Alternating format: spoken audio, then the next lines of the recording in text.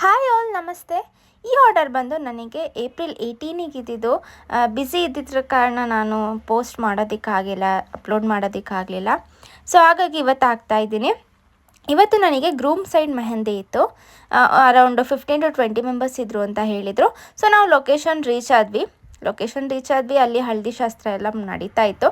ಅದೆಲ್ಲ ಮುಗಿಸ್ಕೊಂಡು ನಾವು ಚಿಕ್ಕ ಚಿಕ್ಕ ಪುಟಾಣಿಗಳಿಗೆ ಸ್ಟಾರ್ಟಿಂಗ್ ಮೆಹಂದಿ ಹಾಕೋಕ್ಕೆ ಸ್ಟಾರ್ಟ್ ಮಾಡಿದ್ವಿ. ಸೊ ಅವರು ಇಂಡೋ ಅರೇಬಿಕ್ನೇ ರೆಫರ್ ಮಾಡಿದರು. ಇಂಡೋ ಅರೇಬಿಕ್ ಹಾಗೆಯೇ ಸ್ವಲ್ಪ ಮಂಡಲ ಡಿಸೈನ್ಸ್ ಆಗಿರ್ಬೋದು, ಈ ರೀತಿ ಒಬ್ಬೊಬ್ಬರಿಗೆ ಡಿಫ್ರೆಂಟಾಗಿ ಮೆಹಂದಿನ ಚೂಸ್ ಮಾಡಿದರು.